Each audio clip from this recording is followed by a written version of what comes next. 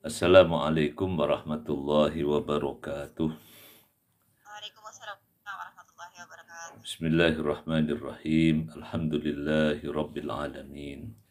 Wa bihi nasta'inu ala umuri dunya waddin. Wassalatu wassalamu ala nabiyyina Muhammadin wa ala alihi wa ashabihi ajma'in. Rabbi shrah li sadri wa yassir li amri wahlul 'uqdatam min lisani yafqahu qawli. Allahumma zidna ilman warzuqna fahma. Allahumma anfa'na bima 'allamtana wa 'allimna ma yanfa'una innaka antal alimul hakim. Allahumma arzuqna fahman nabiyyin wa hifdzal mursalin wa ilhamal malaikatil muqarrabin. Allah barik lana fi umrina wa barik lana fi ahlina wa auladina wa barik lana fi amalina wa wadhifatina wa barik lana fi ma ataitana. Allahumma habib ilayna al-iman wa zanu fi qulubina wa karihna al-kufra wal fusuqa wal isyan waj'alna minar rasyidin. Allahumma rabbana ighfir lana wa liwalidina wa limasyayikhina wa li asatidatina wa li ikhwanina wa akhwatina wa li aqribaina wa li asdiqaina wa liman lahu haqqun alaina wa liman ahsana bima'ruf innaka antal ghafurur rahim. Bapak Ibu yang berbahagia yang telah tergabung dalam ruang Zoom ngaso kita sore hari ini maupun yang terhubung di saluran Facebook. Alhamdulillah kita bersyukur kepada Allah Subhanahu wa Ta'ala atas limpahan rahmat dan nikmatnya. Pada kesempatan sore hari ini kita bisa menyelesaikan tugas-tugas kita, dan meskipun di Pondok Gede Bekasi sejak pagi ini dibasahi dengan rintik hujan, nggak ada matahari seharian ini. Semoga tidak mengurangi semangat kita dalam beramal, dalam beraktivitas, dan semoga Allah Subhanahu wa Ta'ala memberkahi apa yang kita lakukan semuanya. Salawat salam kita sampaikan untuk Rasulullah Sallallahu Alaihi Wasallam beserta keluarga, para sahabatnya, dan umat yang istiqomah ila yaumil qiyamah. Sore hari ini ngaso kita masih di kitab Syarah Nasaihul Ibad. Kita akan baca bab As-Sudasi di makalah yang kelima, Al-Maqalatul Khamisah, dan yang ada di PDF ini yang tersedia adalah teks dari kitab Al-Munabbihat Imam Ibnu Hajar Al-Asqalani. Bismillahirrahmanirrahim. Qala al-muallifu rahimahullahu ta'ala wa naf'ana bi ulumi fid dharain amin. Wa qala Utsman radhiyallahu anhu, innal mu'mina fi sittati anwa'in minal khaufi. Ahaduha min qibalillahi ta'ala an ya'khudha minhul imana. Wasani min qibalil hafadah ay yaktubu alaihi ma yuftadahu bihi yaumal qiyamah. Wasalisi min qibali syaitan an yubtila amalahu. Warrabi'i min qibali malakil mauti an ya'khudahu fi ghaflatin bagtatin. Wal khamisi min qibalid dunya an yaghtarra biha wa tushghilahu anil akhirati. Wasadisi min qibalil ahli wal iyali an yashtaghila bihidna fi shaghlunihi an dzikrillahi ta'ala. Ini kalau di yang di kitab Syarah Nasaihul Ibad ada beberapa kalimat yang berbeda tapi tidak mengurangi substansi maknanya. Nanti kita akan baca juga yang di kitab cetakan. Wal maqalatul khamisatu, dan makalah nasihat yang kelima dalam kitab Syarah Nasaihul Ibad bab As-Sudasi ini. Qala Utsman, di nasihat yang dinisbatkan kepada sahabat Utsman ibnu Affan radhiyallahu anhu, Jadi ada kesan yang bisa kita tangkap dari Imam Ibnu Hajar dalam menyusun mawaid di Al-Munabbihat ini, setelah jadi mencantumkan hadis Nabi, lalu diambillah nasihat dari orang-orang terdekat Nabi, terutama dari Khulafaur Rasyidin, Abu Bakar, Umar, Utsman, dan Ali bin Abi Thalib, lalu sahabat-sahabat berikutnya. Jadi setelah pekan lalu, nasihat yang keempat dari sahabat Umar, ini kalau yang nasihat yang kelima, qala Utsman radhiyallahu anhu, berkata Utsman radhiyallahu anhu. Nama yang sudah tidak asing lagi di telinga kaum muslimin, sahabat Rasulullah sallallahu alaihi wasallam yang dengan kedermawannya sampai Nabi sallallahu alaihi wasallam memberikan pengakuan bahwa madurra ala Utsman ba'dal yaumi syai'un, setelah sumbangan yang begitu besar pada perang Tabuk, maka Nabi menyampaikan bahwa tidak ada yang bisa membahayakan, mengganggu Utsman. Jadi perbuatannya apapun setelah hari ini, artinya setelah dia bersedekah begitu banyak. Nah, sahabat Utsman radhiyallahu anhu menyampaikan nasihat, innal mu'mina fi sittati anwa'in minal khaufi. Innal mu'mina, sesungguhnya seorang mukmin, yang bagi an yakuna masyian, kalau Syekh Nawawi memberikan penjelasan syarahnya, seorang mukmin yang bagi sepatutnya, seyogyanya, an yakuna masyian. Nah, seorang mukmin itu sepatutnya berusaha, berjalan. Jadi masyian adalah orang, menjadi orang yang berjalan. Hendaklah seorang mukmin itu orang yang dalam proses, dalam progres, dalam proses ya berjalan, fi sittati anwa'in, dalam 6 macam minal khaufi, berupa rasa takut. Jadi seorang mukmin itu hendaknya jadi on progress ya, dalam progres, dalam proses 6 macam rasa takut yang bekerja dalam dirinya. Jadi ada 6 rasa takut itu. Yang pertama ahadiha, rasa takut pertama adalah an yakhofa, hendaklah seorang mukmin itu takut min qibalillahi, takut dari sisi Allah, dari takut kepada Allah. Takutnya apa?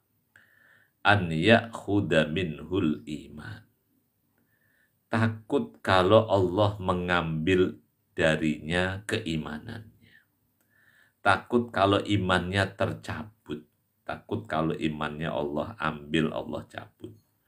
Ini ketakutan pertama yang kata sahabat Utsman yang harus ada pada setiap muslim, pada setiap mukmin, adalah ada ketakutan kepada Allah kalau sampai iman yang ada di dada, iman yang ada dalam jiwa itu Allah ambil, terutama waqtan nazai.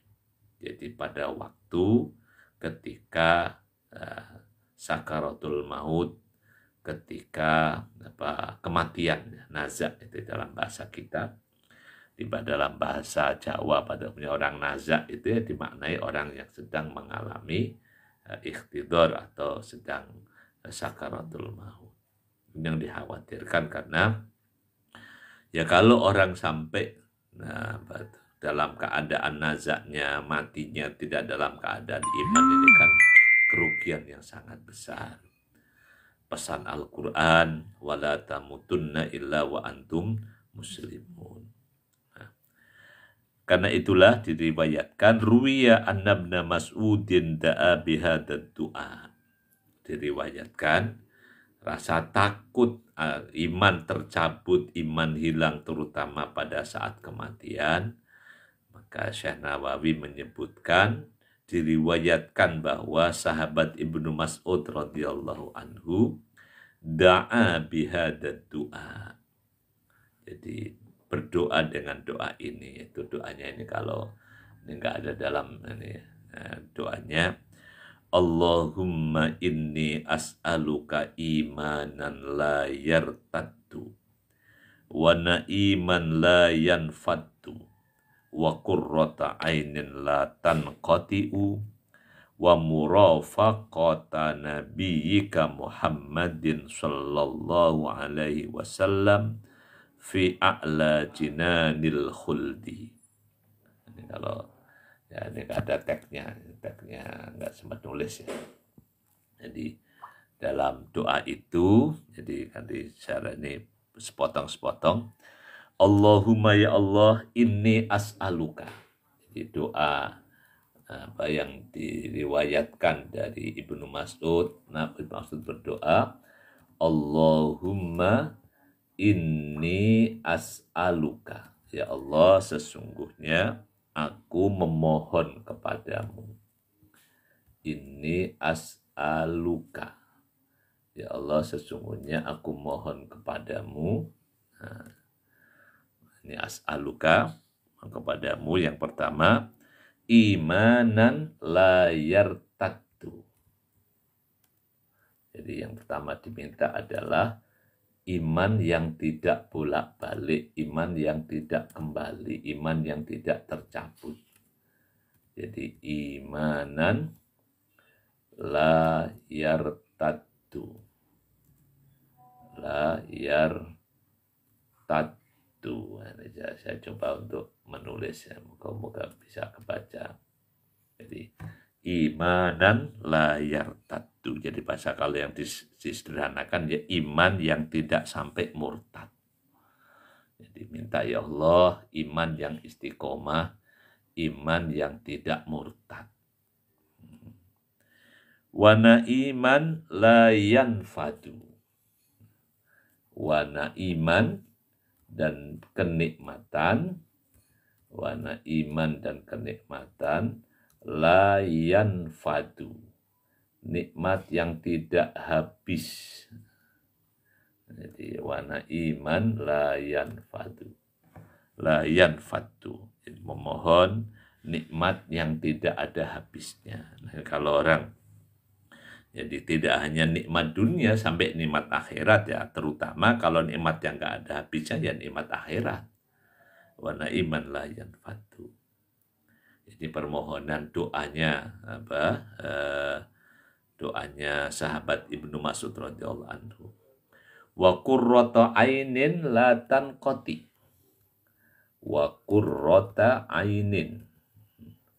Wa qurrata ainin, dan penyejuk mata, pelita hati, la tanqati'u, yang tidak putus. Jadi pelita hati, pelita mata, la tanqati'u. Jadi penyejuk hati maksudnya umumnya adalah doa keluarga yang kalau dalam surah Al-Furqan ayat ke-74.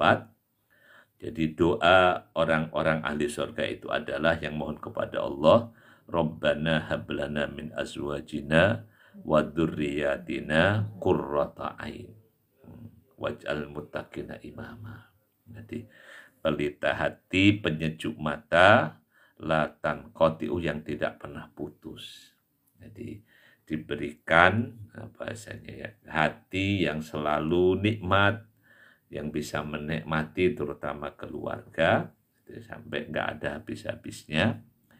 Nah, kemudian wa murafaqata nabiyyika, wa murafaqata, dan bersahabat, menemani nabiyyika, jadi menemani nabimu Muhammadin sallallahu alaihi wasallam. Jadi menemani nabimu Muhammad sallallahu alaihi wasallam. Ini sambil ketik, moga-moga bisa kebaca.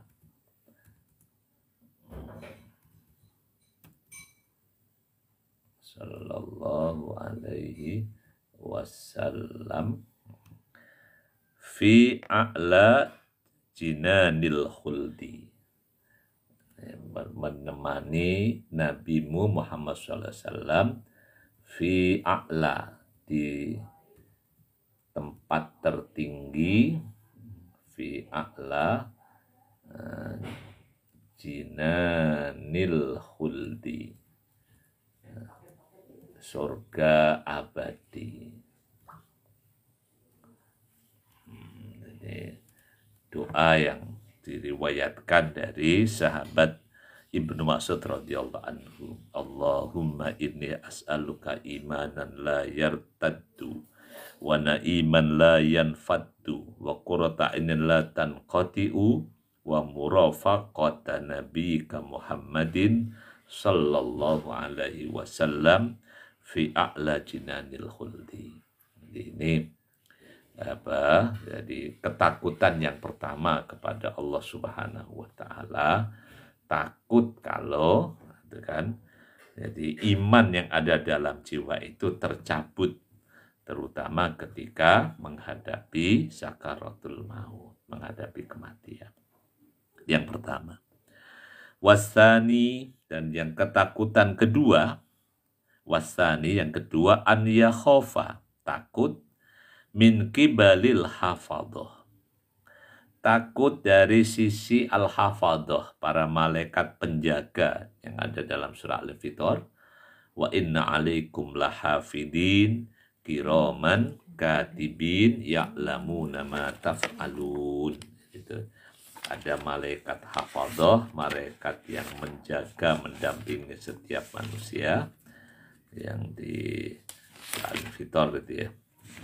Wa inna alaikum lahafidin kiraman katibin ya'lamuna ma taf'alun innal abrara lafi na'im wa innal fujjara lafi jahim yaslaunaha yaumaddin. Jadi ayat ke-10 surat Al-Infitor.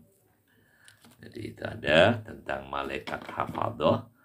Nah, itu takut kepada malaikat hafadhah. Takutnya apa? Jadi al-katibina li amalil ibad, para malaikat yang mencatat amal manusia ini, an yaktubu alaihi, takut malaikat itu mencatat atasnya, ma yuftadohu, sesuatu yang mempermalukan bihi, dengan catatan itu, yaumal qiyamati, pada hari kiamat.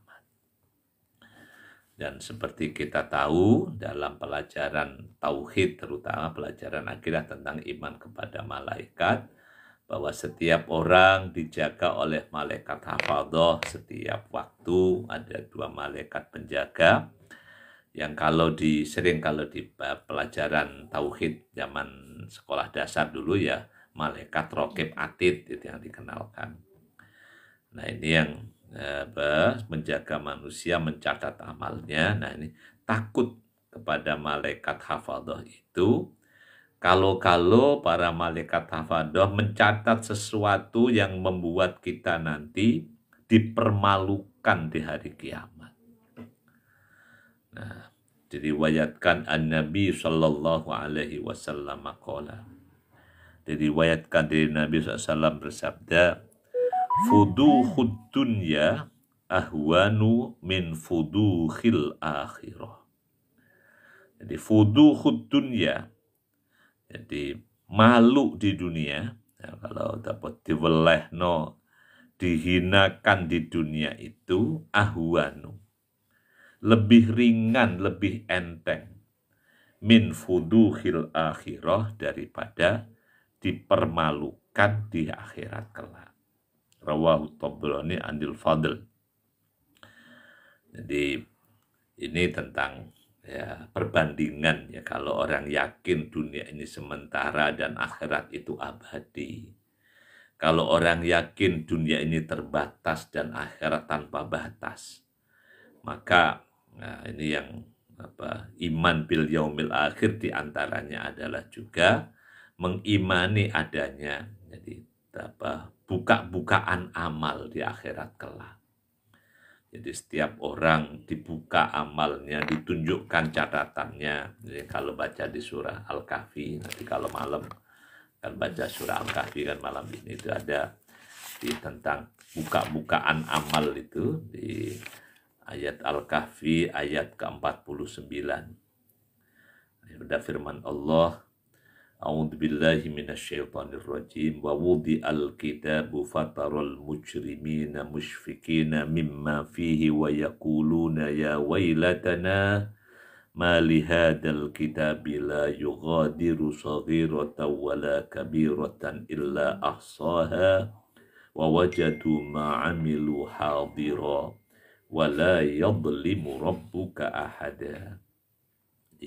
Salah satu peristiwa di hari kiamat ketika orang dihadapkan di hadapan Allah Subhanahu wa taala wa uridu ala rabbika saffa, maka di antara jadi peristiwa kiamat itu adalah diberikanlah kitab catatan amal sehingga engkau melihat al-mujrimin, orang-orang yang pelaku kejahatan, para penjahat itu musyfikina mimma fihi, ya, merasa sangat kasihan, sangat sayang dengan apa yang ada dalam catatan itu, catatan amalnya itu, dan mengatakan ya wailatana, alangkah celakanya kami. Malihadal kitab, kenapa catatan ini la yughadiru shaghiratan wala kabiratan illa ahsaha, tidak menyisakan besar, kecil, kecil, besar, semuanya ada catatannya. Wa wajadu ma'amilu hadiru, dan mereka mendapati semua yang pernah mereka kerjakan ada dalam catatan itu. Bapak Ibu rahimakumullah, jadi ini di antara ayat dan banyak lagi ya, karena kita sudah Kamis sore, udah malam Jumat kan mau baca Kahfi, jadi ayat itulah di antaranya. Salah satu peristiwa hari kiamat kelak adalah jadi menerima catatan amal. Nah, ini yang dikhawatirkan, ketakutan pada hari kiamat, pada orang beriman terhadap para malaikat apa itu adalah kalau sampai ada catatan yang membuat seseorang itu malu, jadi terhina di hari kiamat.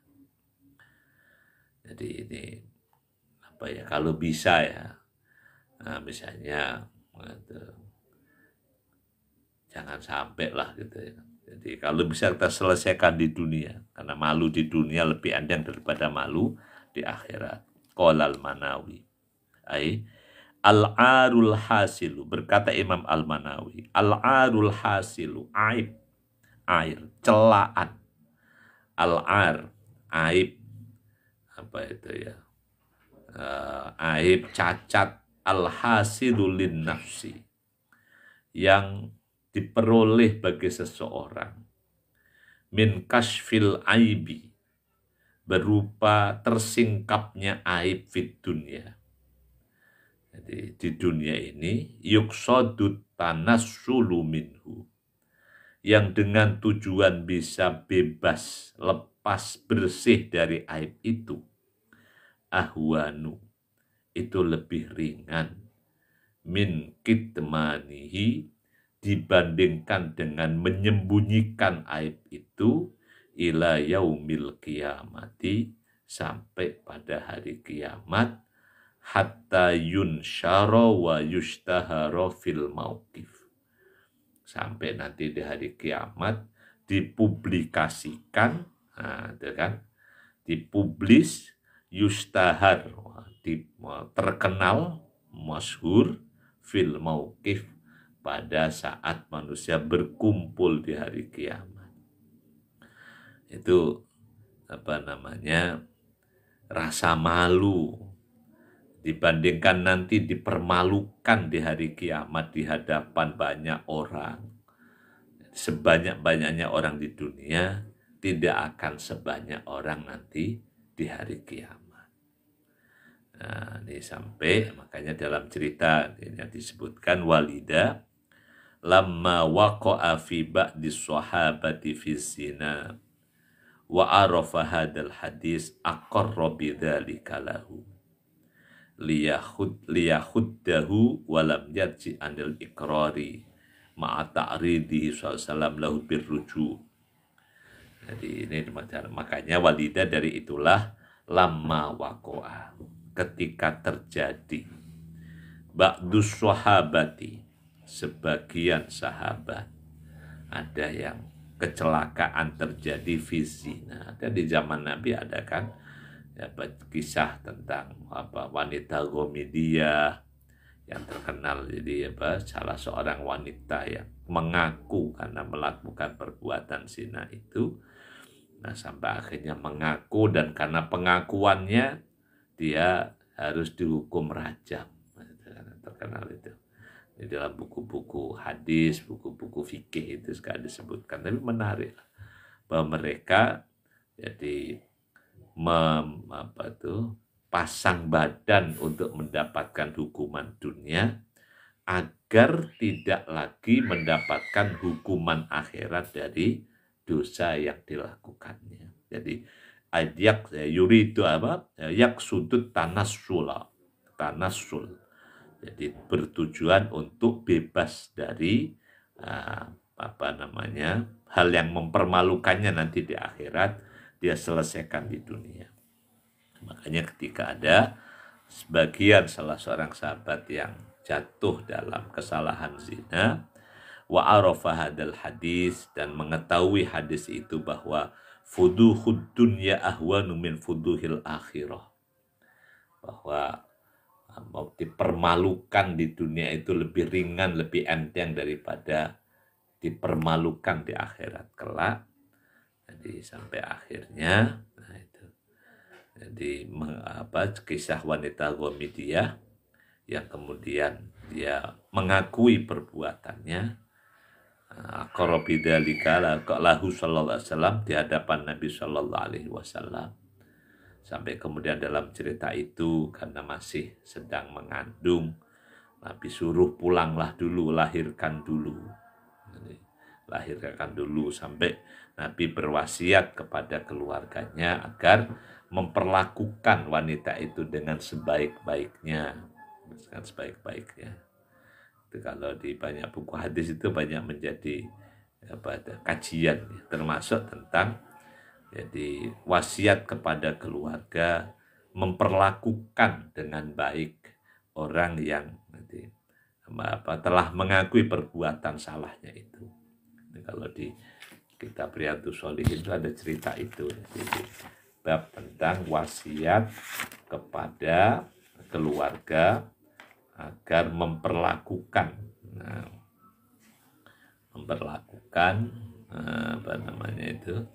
orang yang menghadapi, yang sudah mengakui dosa itu dengan perlakuan yang sebaik-baiknya. Jadi ini karena itu ya, karena nggak mau dipermalukan di akhirat. Sampai dalam cerita hadis itu juga dalam riwayat Nabi kemudian mensolatkan wanita itu setelah dihukum rajam. Liyahuddahu, agar Nabi melakukan hukuman had.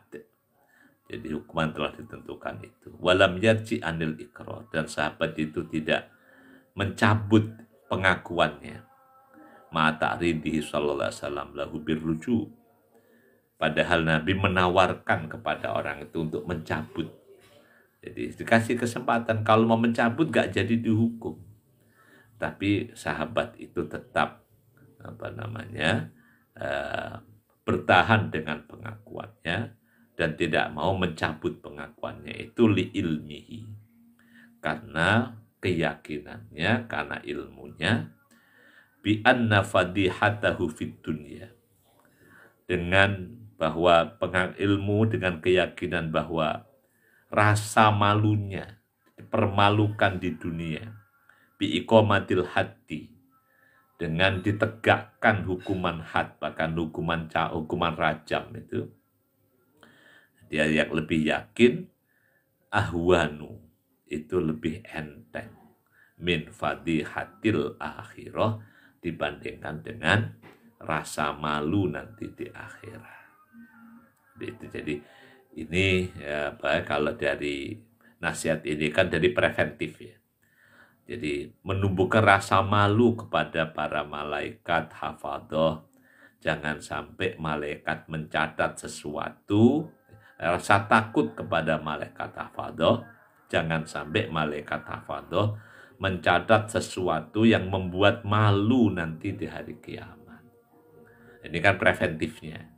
Sehingga jadi seorang mukmin ya, karena malaikat ini akan mencatat semua yang manusia lakukan, ma yalfidu min qaulin illa ladaihi raqibun atid. Tidak ada yang terucap dari seseorang kecuali ada malaikat raqibun atid yang mencatatnya. Makanya ngeri-ngeri juga sih. Jadi di masa kemarin, masa-masa apa itu pilpres, pilek itu, di apa namanya, macam-macam lah sikap yang khawatir nanti itu akan menjadi hal yang mempermalukan di hari kiamat. Jadi ya, orang menebar kebohongan, menebar dusta, ini bahaya. Na'udzubillah min dzalik. Jadi ini itu preventifnya. Kalau sudah terjadi ada kemungkinan catatan buruk yang dibuat oleh malaikat pencatat, malaikat hafadhah, maka itu yang seperti dilakukan dalam cerita sahabat Nabi yang lebih rela menyelesaikan urusan dosa itu di dunia meskipun harus menanggung malu, gitu kan? Di dunia dicambuk, dirajam, gitu. Tapi itu diselesaikan. Jadi sehingga diharapkan nanti di akhirat sudah tidak ada lagi catatan yang membuatnya dipermalukan di hadapan yunsyar wa yustahar fil mauqif. Catatan yang membuatnya dipublikasikan dan dipopulerkan di hadapan seluruh makhluk di hari kiamat. Ini rasa takut yang kedua. Jadi takut pertama takut kepada Allah, takut kecabut iman. Yang kedua takut kepada malaikat hafadhah atas jangan sampai ada catatan yang mempermalukan di hari kiamat. Nah, wasalisi, dan takut yang ketiga adalah an yakhafa min qibalis syaiton. Jadi takut dari sisi setan. Kadang-kadang setan kok ditakutin, setan kan cuma godain, setan itu kan cuma makhluk lemah, hanya godain. Setan tidak punya kuasa kepada manusia sampai bisa mengendalikan gitu. Ya, tapi godaannya efektif. Ini takut kepada setan, apa takutnya? Jadi kalau preventifnya ya mulai dari takut godaan setan. Jadi makanya kita diajarkan berlindung kepada Allah. A'udzubillahi minasyaitonirrajim. Jadi berlindung kepada Allah sampai diajarkan ada surah Muawwidatan. Qul a'udzu birabbil falaq, qul a'udzu birabbin nas. Jadi termasuk dari godaan setan. Preventifnya. Nah, yang kemudian yang juga yang perlu ditakutin adalah an yubtila amalahu. Takut setan membatalkan amal-amal solehnya.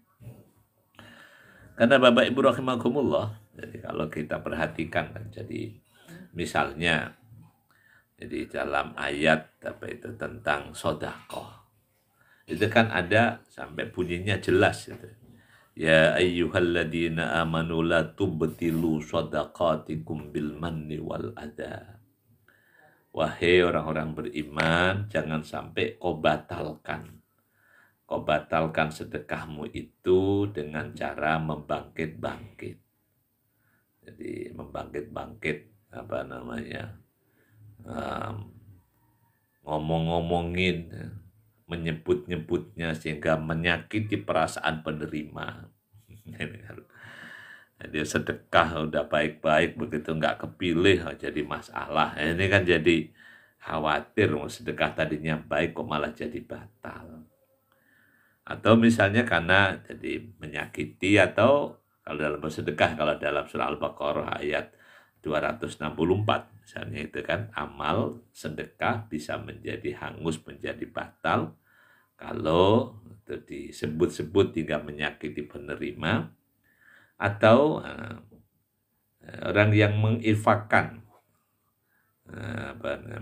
ri'a an-nas, jadi berinfak karena riya misalnya, itu kan juga amal bisa menjadi, sodakoh bisa menjadi hilang, menjadi batal. Atau kalau dalam konteks puasa, ini juga ada yang agak ngeri-ngeri juga ini ya, nanti tentang puasa itu. Bentar lagi kita, berapa hari lagi Ramadan kita ini. Hadis yang sering kita dengar dalam tentang Ramadan adalah hadis Nabi dari riwayat Abu Hurairah, riwayat Bukhari. Man lam yada' qaulaz zur wal amala bihi wal jahla falaysa lillahi hajatun an yada'a ta'amahu wa syarabahu. Misalnya dari al-kamakol. Jadi ini tentang puasa, ini hadis ini sering dibaca, terkenal, dan ada kalau di kitab Bulughul Maram, Riyadhus Shalihin, bab ini hadis ini sering diulang-ulang. Man lam yada' qaulaz zur, barang siapa yang tidak bisa meninggalkan ucapan palsu. Ucapan palsu, ucapan bohong, perkataan bohong. Wal amala bihi, dan berbuat bohong. Bukan hanya ngomong, tapi berbuat bohong. Wal jahla, berbuat bodoh tanpa ilmu, ngawur kalau bahasa kita. Bodoh itu kan ngawur. Kayak kalau lagi ujian udah gak tahu apa-apa, udah ngasal aja, ngejahal. Nah ini dalam hadis Nabi, kalau orang ketika berpuasa Ramadan masih tidak berhenti dalam urusan berkata bohong, berbuat bohong, sampai juga berbuat bodoh, maka di hadis itu falaysa lillahi hajatun, Allah gak tertarik orang itu an yada' atau mawasyarab. Allah gak perlu orang itu meninggalkan makan minumnya. Artinya ya mungkin kalau secara fikih puasanya nggak batal, tetapi nilainya jadi menjadi batal, nilainya menjadi hilang. Atau kalau dalam apalagi yang membatalkan anak-anak itu, misalnya kayak yang ketika dia sholat Jumat itu kan, kalau orang yang ketika sholat Jumat lalu ngobrol dengan temannya, maka fakot lagau, maka Jumatannya menjadi sia-sia. Itu kan. Jadi banyaklah jadi amal-amal perbuatan yang tadinya sudah bagus bisa menjadi hilang dengan berbagai macam sebab. Akibat ya bisa macam-macam, karena ketidaktahuan, karena godaan setan, karena macam kayak orang misalnya ya, orang ketika sholat Jumat masih ngobrol, padahal sudah diingatkan ketika sudah khotib naik mimbar, ketika khutbah sudah berkhutbah, maka jangan ada yang berbicara dengan sesama, karena jadi barang siapa yang mengatakan kepada temannya uskut, misalnya diem, yang ngatain aja, ngingetin aja, maka dikatakan Jumatannya lalau. Dan banyak lagi sesungguhnya. Jadi kalau amal soleh itu bisa terhapus diantaranya oleh godaan setan. Sebagaimana kalau dosa bisa terhapus oleh amal soleh, oleh taubat, maka ya harus kita juga pahami. Berarti amal kebaikan itu juga bisa terhapus oleh termasuk keburukan-keburukan yang berdampak pada hilangnya nilai amal soleh itu. Itu yang diantaranya ya, belum lagi yang lain-lain. Misalnya kalau di hadis Nabi tentang al-muflis itu kan, atatun anil muflis, tahukah kamu orang yang pailit, itu kan orang yang disebutkan orang pailit, yang kata Nabi itu ya orang yang datang di hari kiamat dengan membawa pahala sholat, pahala puasa, pahala zakat. Tapi ya, selain punya pahala-pahala itu, dia punya dosa-dosa kepada sesama. Waqad syatama hada, pernah mencaci maki orang. Wasafaba, waqadafa hada, nuduh-nuduh orang. Wa akala mala hada, ngambil harta orang dengan semena-mena, wasafaka damahada, bahkan mengancam keselamatan orang, menumpahkan darah orang, wadoroba hada, pernah mukul orang semau-maunya, sehingga fayu'ta hada min hasanati wa hada min hasanatihi, sampai akhirnya semua korban-korban kedolimannya itu ya harus dibayar dengan kebaikan-kebaikan yang pernah dia buat. Pahala sholat, pahala puasa, pahala sedekah, pahala zakat ya. Dan nanti di hari kiamat karena belum selesai urusannya dengan sesama, suka menebarkan berita palsu, nuduh sana, nuduh sini, macam-macam itu. Na'udzubillah min dzalik. Jadi ini bisa membatalkan, menghilangkan kebaikan-kebaikan yang amal soleh yang akan menjadi modal orang untuk selamat di akhirat. Itu yang ketiga ya. An yakhafa, wasalisi min kibali syaitani an yubtila amalahu. Makanya ya kalau sudah amal soleh dijaga dengan sebaik-baiknya, jangan sampai kemudian hapus oleh berbagai macam sebab termasuk godaan setan. Warabi'i, dan yang keempat, min kibali malakil mauti, takut. Warabi'i, dan yang keempat, an yakhafan, Allah takut, min kibali malakil mauti, takut kepada malakul maut. Nah, malaikat Israel yang sering kita hafal namanya dulu. Takut kepada malaikat maut, an yakhudahu, malaikat maut mencabut nyawanya, mengambilnya, ayak bidoruhahu, menyambil rohnya, hala kaunihi, ketika dalam keadaan fi ghaflatin, dalam kelalaian, sedang lalai, sedang jauh dari agama, sedang jauh dari Allah, sedang dalam urusan na'udzubillah misalnya dalam maksiat. Makanya salah satu ya kalau dinikmati itu, misalnya orang dikasih umur sampai tua, itu kan bisa salah satu nikmat Allah, karena ketika orang diberikan usia semakin tua, artinya dia dikasih kesempatan untuk berada semakin dekat dengan Allah. Kan kalau secara grafik kan gitu kan. Jadi kalau orang masih muda ini di lingkungan itu kan ya, orang permisif, masih jauh lah dari kematian, dianggap masih boleh. Tapi begitu orang udah semakin tua, jadi kalau dibikin garis bentang gitu, dari lahir sampai mati kalau dibikin garis itu, misalnya kalau secara umum orang dikasih kayak umur umat Nabi 60-an misalnya gitu. Artinya kalau orang sudah dikasih kesempatan umur mendekati angka sampai misalnya 40, 50, apalagi 60. Nah, itu kan sudah ada semacam warning ya. Ini sudah mendekati gitu kan. Berbeda kalau misalnya orang ketika masih muda tadi, potensi kelalaiannya itu tinggi. Makanya Bapak Ibu yang alhamdulillah diberikan usia panjang umur, itu bukan sekedar panjang umur dirayakan dalam ulang tahun, tetapi yang perlu kita renungkan bahwa panjang umur ini adalah nikmat dari Allah agar kita memiliki alarm yang cukup. Jadi alarmnya cukup ya. Dan alhamdulillah di Indonesia ini, di masyarakat kita, kalau orang semakin senior, semakin panjang, semakin tua, itu dikondisikan oleh lingkungan agar menjadi orang baik secara umum. Jadi dikurangi pekerjaan-pekerjaan duniawinya dan kemudian diberi ruang yang semakin luas untuk melaksanakan ibadah-ibadah, bahkan misalnya menjadi ahlul masjid dan sebagainya. Maka sisi lain ya ini, meskipun sebagian orang kadang merasa nggak nyaman, tapi perlu kita apresiasi tentang masjid kok isinya banyak kan orang tua, yang mudanya kemana ya. Di sisi bahwa orang tua semakin dekat dengan agama, patut kita apresiasi lah.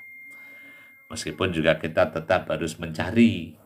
Jadi mencari mana anak-anak muda yang bisa menjadi aktivis masjid. Tapi ya jangan sampai kemudian tidak bisa memberi nggak bisa mensyukuri nikmatnya orang tua menjadi alul masjid ini. Ya nggak apa-apa, alhamdulillah. Artinya jadi semakin diberi panjang umur, semakin ingat. Jadi tidak fi ghaflatin, tidak dalam kelalaian. Jadi atau misalnya, mohon maaf ini ya, meskipun nggak enak, tetapi misalnya sakit. Pada umumnya ketika orang diberikan ujian sakit, terutama misalnya pada masa-masa ketika sudah berusia lanjut, ya faktanya bahwa sakit pada orang tua itu semakin mendekatkannya kepada Allah, mengingatkan kepada Allah secara umum ya, di masyarakat kita. Ya mungkin ketika tidak sakit, ya ada banyak hal yang masih dikerjakan urusan duniawi, tapi begitu sakit, yang terjadi faktanya adalah moga-moga semakin dekat, semakin ingat, semakin berharap kepada Allah Subhanahu wa Ta'ala. Jadi ini di antara hal positif yang bisa kita lihat ketika orang diberi alarm yang cukup sehingga tidak fi ghaflatin, tidak dalam kelalaian. Anillahi ta'ala bagetatan, yang ditakuti adalah malaikat maut. Jadi menjemputnya, mengambilnya bagetatan dengan tiba-tiba. Emang betul sih, emang nggak ada perjanjian. Jadi dengan malakul maut kapan mau datangnya nggak ada seorang pun yang buat perjanjian. Tapi setidaknya tadi bahwa ketika orang diberikan umur sampai umur panjang, umur sampai senja, diberikan sakit, ini bisa menjadi sekali lagi alarm agar tidak lalai, sehingga saat dijemput oleh malakul maut memang dalam keadaan yang sudah siap. Ini yang dikhawatirkan, yang ditakuti dari malakul maut, an ya'khudahu fi ghaflatin baktatan, ay faj'atan, tiba-tiba, min ghairi taqaddumi sababil mauti, min ghairi taqaddum, tanpa ada pendahuluan sababil mauti, sebab-sebab kematian. Makanya secara umum, jadi bahkan keluarga pada umumnya sudah lebih siap ketika misalnya seseorang itu dipanggil dalam keadaan misalnya sudah sakitnya lama atau sudah umurnya sudah senja. Itu lebih siap dibandingkan dengan ketika ada di antara keluarga yang dipanggil Allah dalam keadaan tanpa sebab, tanpa sakit. Nah, mendadak itu ya, seringkali keluarga tidak semuanya siap. Wallahu a'lam bishawab. Jadi ini ya, jadi kita mengambil sisi baik, sisi positif, termasuk dari hal yang mungkin dianggap orang sebagai hal yang tidak nyaman, yaitu sakit, apalagi sakit yang berat, sakit berkepanjangan. Dari sisi ini bisa menjadi alarm yang bagus agar orang tidak dalam kelalaian ketika kematian datang. Oke, itu yang keempat. Kemudian wal khamisi, yang kelima, an yakhofa. Jadi yang kelima, jadi hendaklah takut. Yang kelima, takut, an yakhofa min kibalit dunya. Yang kelima, takut dari urusan dunia. Jadi takut dunia. Yang ditakutin yang mana? Ya kalau dunia yang diperlukan ya nggak takut. Tapi ini dunia yang ditakutin, aniya getar robiha. Jadi takut terpesona, kena gurur, ayat temain min kebalit dunia, dari situ ayat mata iya wazinatiha, dari kesenangan dan pesonanya dan keindahannya. Aniya getarro ayat temainna, jadi terpesona, terbujuk, sehingga tumak ninah dengan dunia, biha dengan dunia itu. wa tusqilu anil akhirah, dan menyibukkannya dari akhirat. Jadi yang kelima, takut terpesona oleh dunia sehingga merasa PW ya, merasa sudah posisi enak di dunia, jadi nggak terfikir untuk meninggalkan dunia, sampai takut meninggalkan dunia. Ini kalau dalam contoh orang yang terpesona oleh dunia, nanti kalau baca surah Al-Kahfi ya bisa nanti sambil direnungkan ketika membaca cerita tentang dua orang bersaudara yang salah satunya Allah uji dengan diberikan kebun yang indah. Di ayat keberapa itu? Ayat ke-32 sampai ayat ke-44. Ada sekitar berapa ayat? Hampir 15 ayat ya. Itu cerita tentang orang yang Allah kasih dunia yang berlimpah, kebun yang indah, tapi dengan kebun yang indah berlimpah buah-buahan itu malah membuatnya malah terkesima oleh dunia sampai akhirnya lupa akhirat. Ini ada cerita itu ya, nanti bisa disimak ceritanya kayak apa ya sambil nanti baca surah Al-Kahfi. Itu yang ditakutkan ya, karena memang punya tabiat seperti itu jadi dunia ini kan. Jadi kalau nggak punya, orang gelisah belum mendapatkannya. Tapi ketika sudah ada, maka godaannya adalah watma'an nubiha, dan merasa nyaman dengan dunia itu sehingga jadi nggak mau ke akhirat, nggak percaya dengan akhirat. Kalau di surah, kalau nggak salah di surah surah Yunus ya. Nah, ini surah Yunus ayat ke-7. Firman Allah, A'udzubillahi minasyaitonirrajim. Bismillahirrahmanirrahim.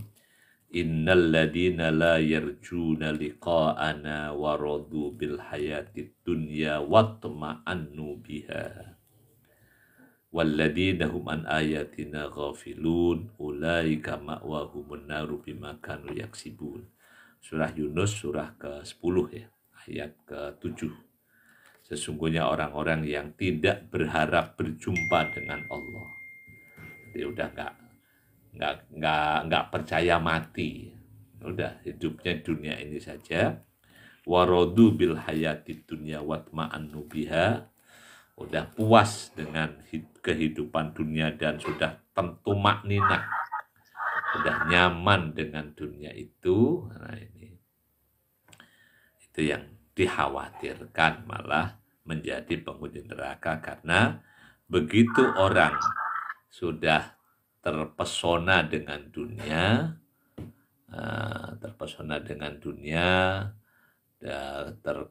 kemudian jadi PW ya, posisi merasa nyaman dengan dunia itu ya, akhirnya ya sampai kalau cerita yang pemilik kebun tadi nggak percaya ada akhirat, sampai masih punya gurur yang lain yang menyesatkan, merasa lebih baik dari yang lain, dari saudaranya yang miskin, karena sampai pandangannya kalau di dunia saja lebih baik, apalagi di akhirat ya, sampai kacau begitu. Tapi akhirnya ya dibinasakan semua hartanya tadi.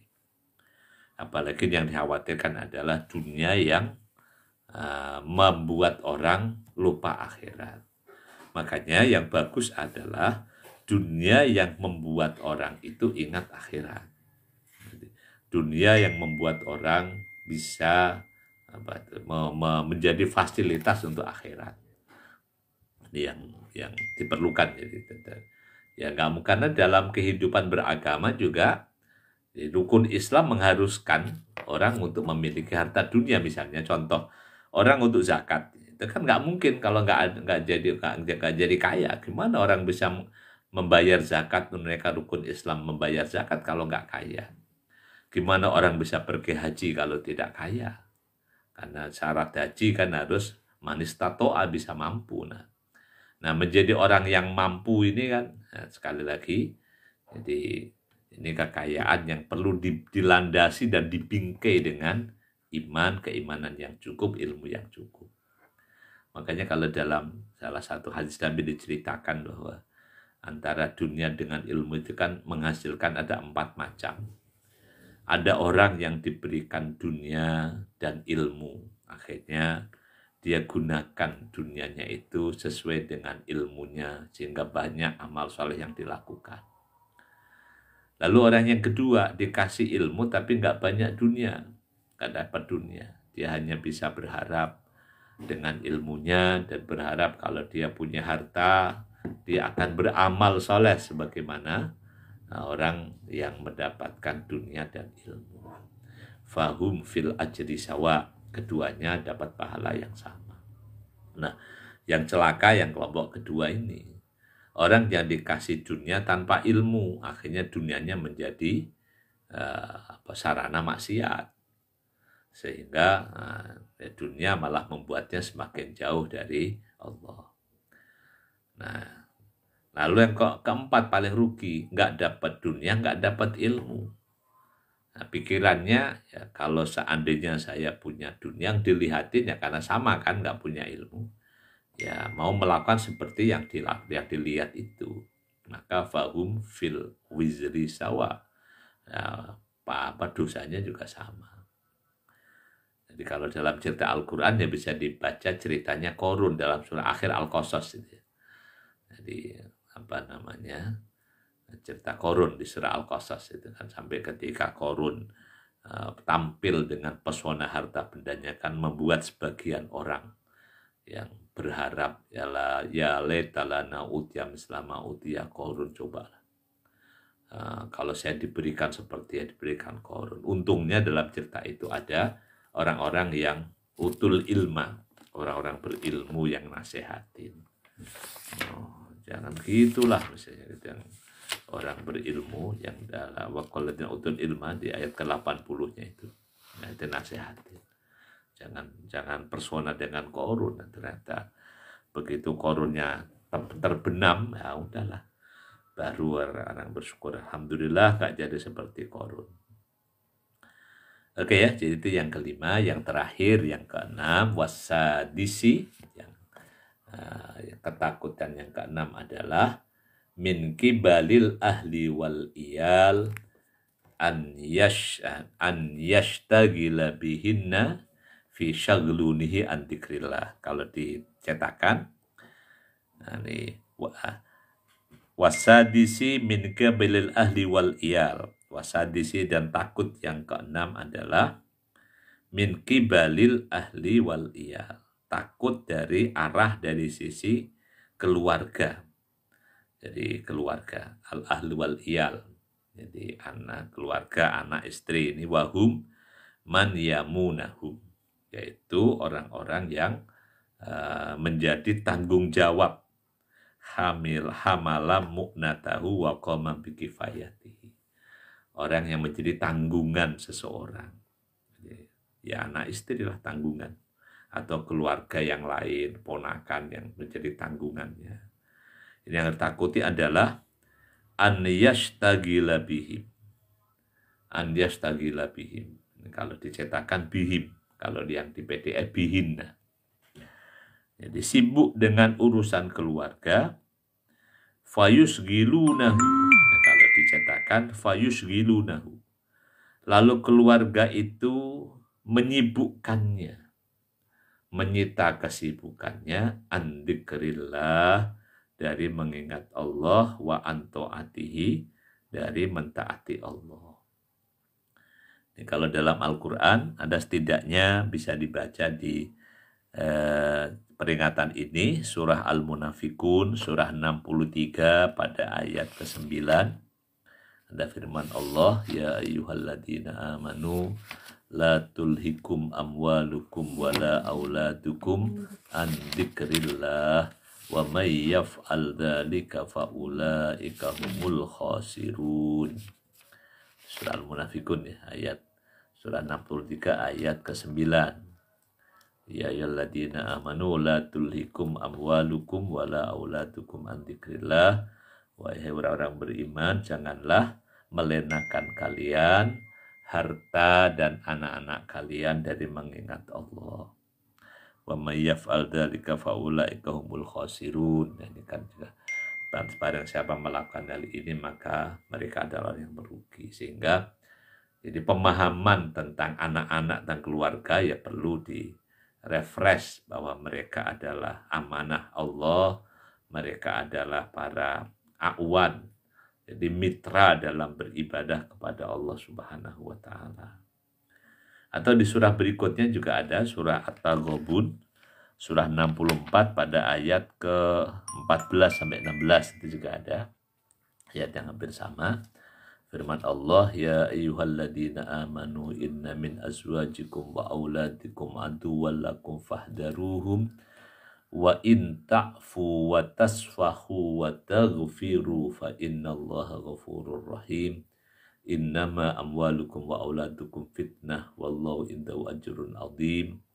Fattaqullaha mastata'tum wasma'u wa ati'u wa anfiqu khairal li anfusikum wa may yuqashuha nafsihi fa ulaika humul muflihun.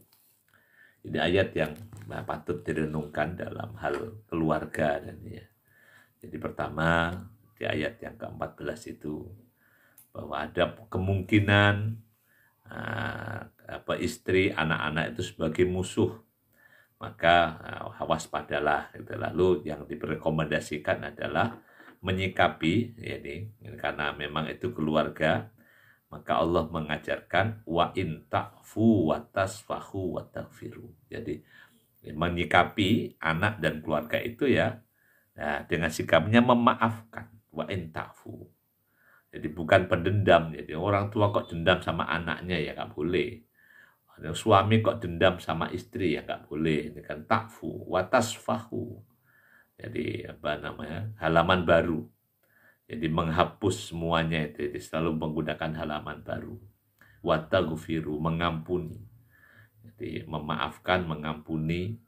Jadi berlapang dada itu ya. Di ayat yang ke-14. Nah, yang ke-16-nya itu, jadi ketika itu kan aduwal lakum. Ketika keluarga, anak, istri itu bersikap seperti musuh gitu ya. Itu sikapnya yang diajarkan adalah lapang dada, memaafkan, mengampuni. Nah, lalu ayat ke-15-16, nah, ketika anak, harta dan anak itu sebagai fitnah. Nah, ini pesan Allah, fattaqullaha mastata'tum. Nah, ini agak beda kan. Bertakwalah kepada Allah semampumu. Wasma'u wa ati'u. Didengarkan dan taatilah seruan Allah. Wa anfiqu khairan li anfusikum. Dan berinfaklah, sedekahlah kebaikan harta benda itu untuk dirimu. Kalau maknanya itu jadi ya berinfak. Mayyuqashuha nafsi fa ulaikumul muflihun. Dan barang siapa bisa terlindung dari sifat pelitnya. Jadi karena orang itu kan punya naluri pelit, itu setiap orang punya. Maka di ayat ini yang bisa terbebas dari sifat pelit, nah itu mereka orang yang beruntung. Jadi karena pelit itu merusak gitu. Ini sampai ayat terakhir, sampai selesai surah ini. Jadi inilah diantara yang diarahkan Al-Quran dalam menghadapi dinamika keluarga Qurrata Ayun, ya asik-asik aja lah. Tapi kalau ini aduwal lakum, ada fitnah, ini bahkan di ayatnya sudah memberikan tool, ada kiat-kiat yang sudah dengan detail Allah sebutkan. Demikian Bapak Ibu rahimakumullah, ngaji kita sehari-hari ini membaca makalah yang kelima dari bab As-Sudasi, nasihat dari Amirul Mukminin Khalifatul Rasulillah Utsman ibni Affan radhiyallahu anhu. Semoga bermanfaat untuk kita semuanya.